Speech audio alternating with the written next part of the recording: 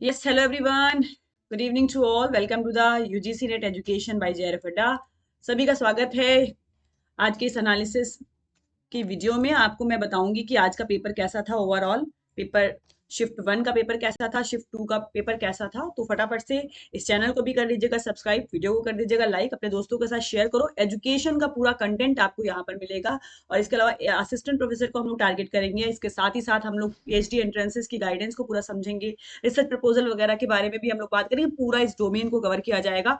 तो फटाफट से इस चैनल को भी सब्सक्राइब कर लीजिएगा। इसके अलावा मैं अपने बैचेस की इन्फॉर्मेशन आपको दे दूं कि यूजीसी नेट जून 2026 को लेकर के अगर आप लोग सीरियस हैं और आप एडमिशन लेना चाहते हो हमारे कोर्सेज में, तो फटाफट से इनरोल कर लो, क्योंकि अभी बहुत ही जल्दी लाइव क्लासेस स्टार्ट होने जा रही हैं। तो डे 1 से आपकी लाइव क्लासेस ज्वाइन करेंगे तो एक अलग ही कॉन्फिडेंस आता है एग्जाम टाइम पे। तो ये आपको सिल्वर के ऑप्शन में भी मिल जाएगा, गोल्ड के ऑप्शन में भी मिल जाएगा। पूरे की पूरी चीजें जो आपको इस एग्जाम को क्रैक करने के लिए जरूरी है। साथ ही साथ ये एग्जाम आप अगर क्वालिफाई करते हो तो बहुत सारे और एग्जाम भी आपके क्वालिफाई हो जाते हैं, जैसे कि स्टेट के जितने भी सेट एग्जाम होते हैं, अलग अलग स्टेट में सेट के एग्जाम होते हैं, वो भी आप टारगेट कीजिए। असिस्टेंट प्रोफेसर का एग्जाम होता है, उसको भी आप टारगेट कर सकते हैं। साथ ही साथ आपका जो जितने भी PhD एंट्रेंसेस के एग्जाम होते हैं, अभी तो वो नहीं होंगे क्योंकि अब पैटर्न चेंज हो गया, लेकिन फिर भी अगर जहां कहीं भी कुछ एक्सेप्शनल केसेस में होते हैं तो वो एग्जाम भी आप टारगेट कर सकते हो। तो ये सारी चीजें आप एक एग्जाम की तैयारी से कवर अप कर सकते हो। इसमें आपको गोल्ड का ऑप्शन मिलेगा, पेपर 1 के साथ एजुकेशन मिलेगा, प्रीमियम कोर्सेज में सारी चीजें अवेलेबल है, लाइव वीडियो लेक्चर्स है, कितनी बार भी देखिए। 13 मंथ्स की वैलिडिटी होने वाली है। तो इस बार ये चीज बहुत अच्छा है कि आपकी वैलिडिटी पूरी रहेगी। 2 बार आपको कोर्स का एक्सेस मिल सकता है। 6 महीने के लिए लाइव क्लासेस देखो, दोबारा से फिर 6 महीने के लिए क्लासेस देख सकते हो। ओके, बात करते हैं अपने एग्जाम की। किस तरह का एग्जाम आज के शिफ्ट 1 में आया था, पेपर कैसा था, पेपर इजी था, मॉडरेट था, क्या क्वेश्चन पूछे जा रहे हैं, ओवरऑल पैटर्न क्या चल रहा है। कल हमारा एजुकेशन का पेपर है तो किस तरह से क्वेश्चन आ सकते हैं। पेपर 1 को लेकर के थोड़ा सा सीरियस रहिए। एवरीथिंग डिस्कस करेंगे इस वीडियो में।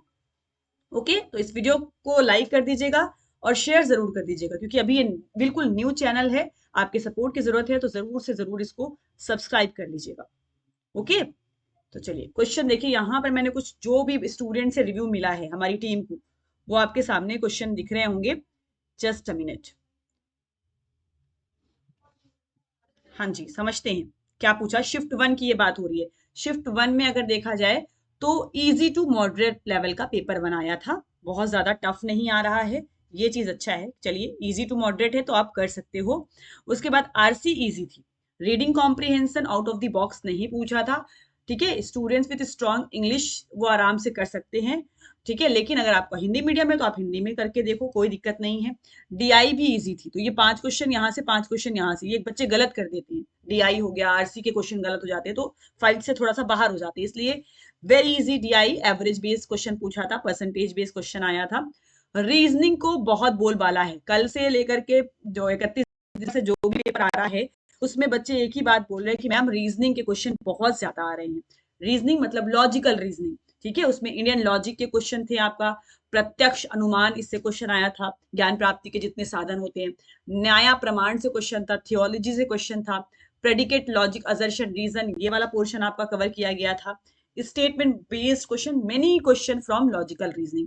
तो एक बार फिर से मैं कहूंगी लॉजिकल रीजनिंग को अच्छे से रिवाइज करिए, क्योंकि इस यूनिट का बोलबाला है। 7-8 क्वेश्चन पूछे जा रहे हैं एक ही शिफ्ट में। ठीक है, teaching aptitude was very very easy.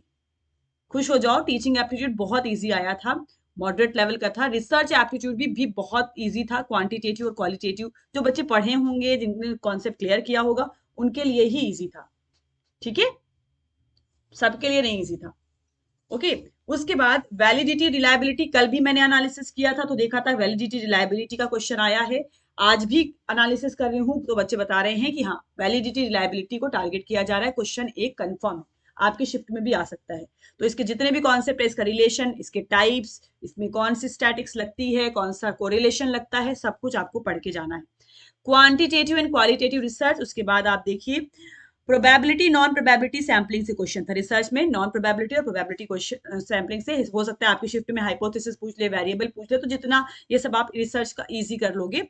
Higher education में एनईपी 2020 से क्वेश्चन फिर से शुरू हो गया। 3 से 4 क्वेश्चन लोग बच्चे बता रहे हैं। शिफ्ट 1 में जो 2 जनवरी का पेपर था आज का, उसमें 3 से 4 क्वेश्चन एनईपी 2020 से पूछे गए थे। क्रोनोलॉजी आई थी भर भर के। इतना कराया है मैंने आपको, पेपर 2 एजुकेशन में ही इतना कराया है कि अगर आपने वहां से भी कमीशन कमेटीज वाली क्लास देख ली तो आपका हायर एजुकेशन में डायरेक्टली हेल्प करेगा। नैक से क्वेश्चन आया था, national higher education ranking framework से क्वेश्चन आया था, NHERF से, और स्वयं का लॉन्च ईयर पूछा था। तो ये हायर एजुकेशन के तो सारे क्वेश्चन मिल गए आपको, तो देख लो कहाँ से क्वेश्चन आ रहे हैं। ठीक है, NEP 2020 से क्रोनोलॉजी बेस्ड क्वेश्चन आया, नैक का क्वेश्चन आया, NHERC से क्वेश्चन आया, स्वयं से क्वेश्चन आया, तो ये आपको देख लेना है हायर एजुकेशन से रिलेटेड। इन्वायरमेंटल एजुकेशन की बात करें तो ब्लैक फुट डिसीज का क्वेश्चन कुछ आया था, क्योटो प्रोटोकॉल, मॉन्ट्रियल प्रोटोकॉल से क्वेश्चन, वाटर पोल्यूशन के से क्वेश्चन आया था। कम्युनिकेशन के क्वेश्चन बहुत ज्यादा नहीं देखने को मिले थे, बहुत कम देखने को मिले। ठीक है, तो ये आपका ओवरऑल पेपर था, एक स्लाइड में पूरे पेपर का पैटर्न, क्या लेवल था, किस तरह के क्वेश्चन आए थे, सब मैंने आपको बताने की कोशिश थी। ये बात हो गई शिफ्ट 1 की। तो जितने भी टॉपिक्स यहाँ दिख रहे हैं एक बार जरूर ओपन करके रिवाइज कर लो, क्योंकि मिलता जुलता टॉपिक आपके फिर कल के एग्जाम में आएगा। ठीक है, बात करते हैं सेकेंड शिफ्ट की। सेकेंड शिफ्ट में कैसा पेपर था? कंप्यूटर साइंस का पेपर था और आज सोशियोलॉजी का पेपर था। तो कंप्यूटर साइंस, और इसमें बच्चे बता रहे हैं रीजनिंग के सवाल भर भर के आ रहे हैं, फैलेसी वगैरह का क्वेश्चन बहुत आ रहा है। तो लॉजिकल रीजनिंग में मान के चलूं 7-8 क्वेश्चन आ रहे हैं क्या, लॉजिकल रीजनिंग। ठीक है, तो रिवाइज कर लेना इसको। फैलेसी आया था, there was one question from हेत्वाभास, तो ये हेत्वाभास हो गया, ये भी लॉजिकल रीजनिंग का क्वेश्चन हो गया। मैथ्स क्वेश्चन आए होंगे, कम आए होंगे, 3-4 क्वेश्चन तो आते ही हैं मैथ्स के। और फैलेसी ऑफ एम्बिग्यूटी पूछा था, फैलेसी ऑफ एम्बिग्यूटी याद आ रहा है बच्चों? ठीक है, इन्वायरमेंट के बहुत ज्यादा दबदबा था। ठीक है, एनवायरमेंट का क्वेश्चन बहुत है, बच्चे ने लिखकर बताया है कि इन्वायरमेंट का क्वेश्चन बहुत ज्यादा पूछा गया, लॉजिकल रीजनिंग के क्वेश्चन बहुत ज्यादा है, और रिसर्च डिजाइन से क्वेश्चन आया था। ठीक है, तो research types, qualitative quantitative, research design, sampling, hypothesis, variables, P value, ये सब टॉपिक्स पूछे गए हैं अभी तक। और फिर उसके बाद मैं बात बता दूं, केब से क्वेश्चन आया, cab, UGC, medical council and NETF chronology पूछा, केब वो केंद्रीय शिक्षा सलाहकार बोर्ड। मैथमेटिकल एप्टीट्यूड से क्वेश्चन आया था, मैथमेटिकल रीजनिंग। ठीक है, इसमें दिया था 2% इनकम और उसकी एक्सपेंसेस को देकर के आपसे पूछा था सेविंग क्या होगी फर्स्ट पर्सन की, इस तरह का कुछ क्वेश्चन आया था मैथमेटिकल का। तो आपने प्रैक्टिस किया होगा, आपने कर लिया होगा। सीक्वेंस ऑफ प्रोग्रामिंग का क्वेश्चन आया, ये आईसीटी का क्वेश्चन है, ये आईसीटी का क्वेश्चन है, प्रोग्रामिंग का सीक्वेंस पूछा। Indian logic, assertion, reason, argument, ये सब क्वेश्चन आए थे।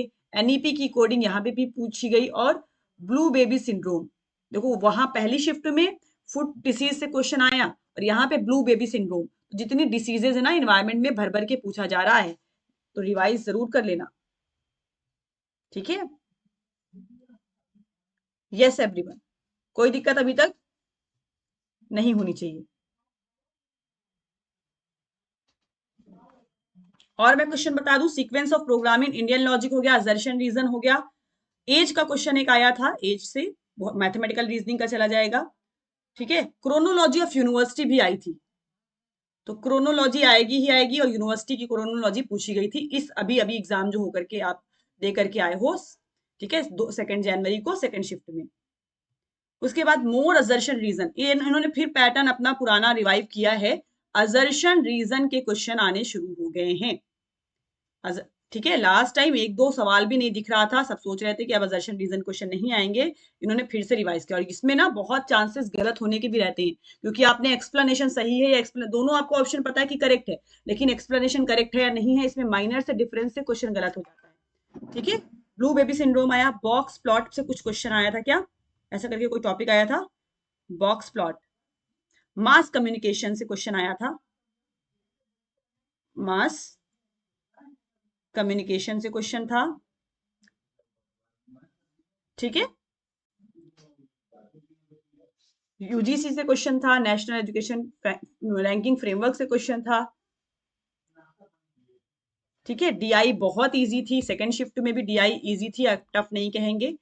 डाटा इंटरप्रिटेशन इजी था, और आरसी भी बहुत इजी। तो ये आपके 10 क्वेश्चन जो आते हैं, इसको अगर आपने कर लिया तो आपके चांसेस बन जाते हैं कि आपके ज्यादा क्वेश्चन सही हो। ठीक है, और फैलेसी का क्वेश्चन था, कंप्यूटर हार्डवेयर से क्वेश्चन था आईसीटी में। देखिए आईसीटी में कंप्यूटर हार्डवेयर हो गया, सीक्वेंसिंग ऑफ प्रोग्रामिंग हार्डवेयर से क्वेश्चन। फ्रैक्शन के एक्सेंडिंग ऑर्डर में लगाना था, फ्रैक्शन से क्वेश्चन, तो ये भी मैथमेटिकल रीजनिंग हो गया, फ्रैक्शन का क्वेश्चन था। ठीक है,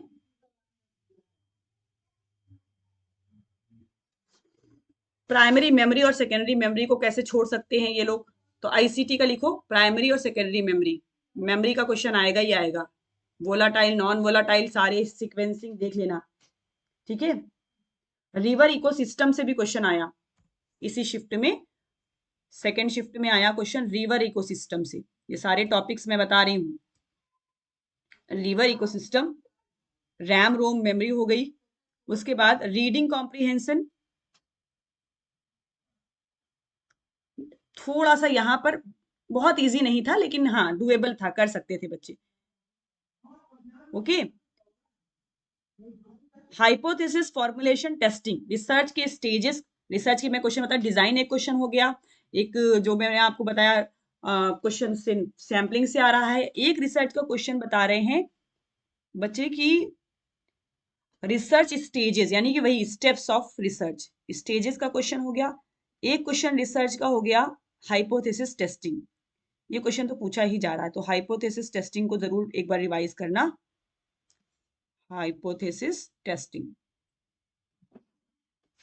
ठीक है, सारे टॉपिक्स लिख दूंगी।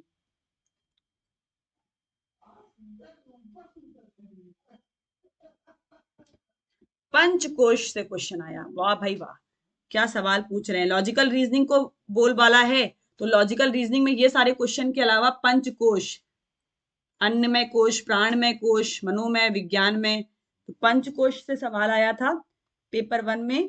और एनईपी 2020, ठीक है, 2 डिग्री कोर्सेज को लेकर के कोई क्वेश्चन आया एनईपी 2020 से। असर्शन रीजन का क्वेश्चन था वो, असर्शन और रीजन का क्वेश्चन था जो एनईपी 2020 पे पूछा गया था।